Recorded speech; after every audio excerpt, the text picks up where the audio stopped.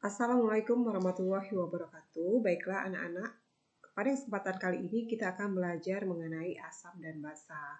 Nah, asam dan basa ini sangat penting sekali kita pelajari dalam ilmu kimia karena tingkat keasaman dan basa suatu senyawa akan mempengaruhi reaksinya dari senyawa tersebut.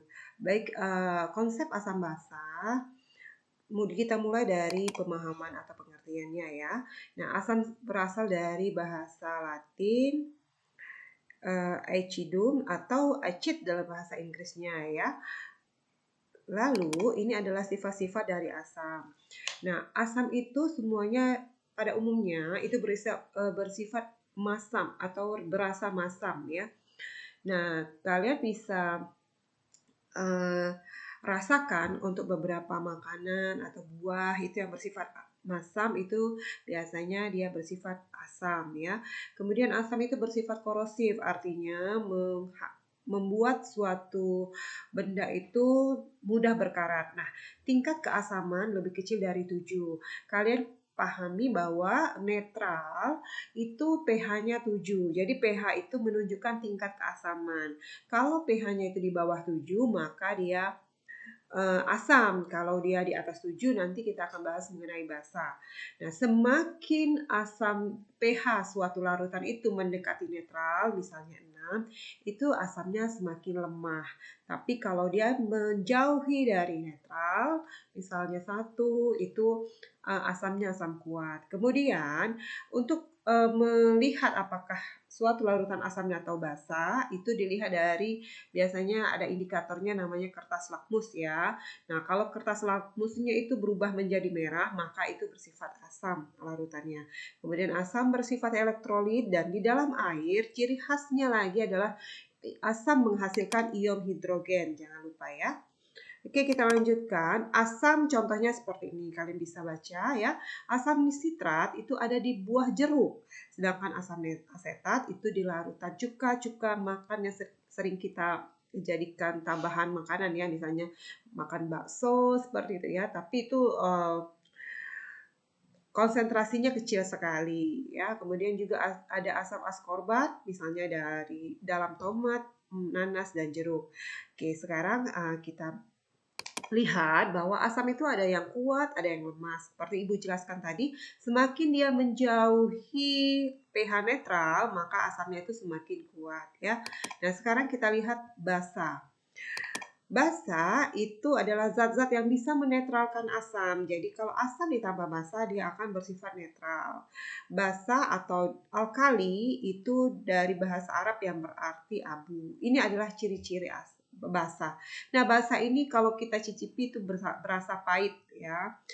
Kemudian pH-nya di atas 7. Semakin dia mendekati pH netral, maka basanya itu semakin lemah.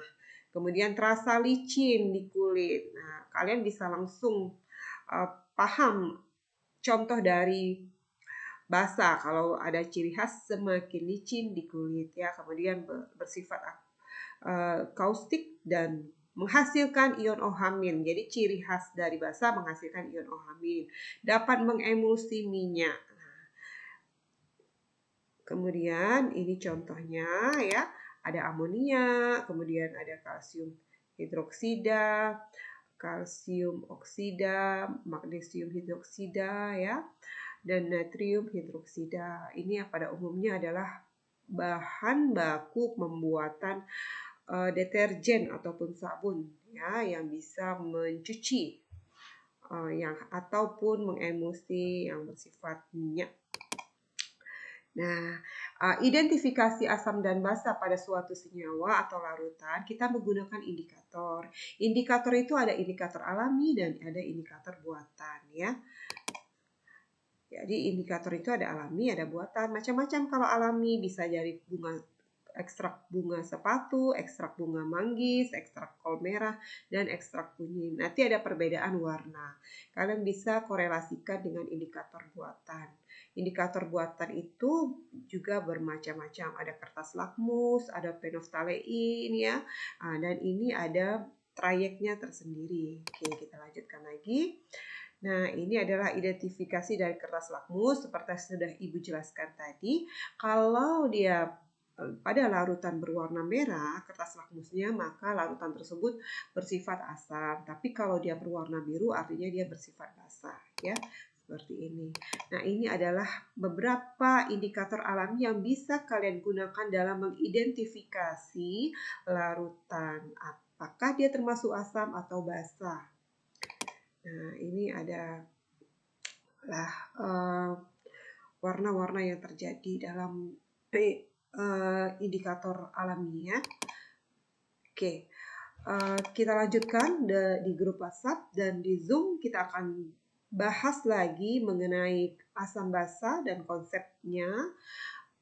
Ibu akhiri video kali ini. Terima kasih atas perhatiannya. Assalamualaikum warahmatullahi wabarakatuh.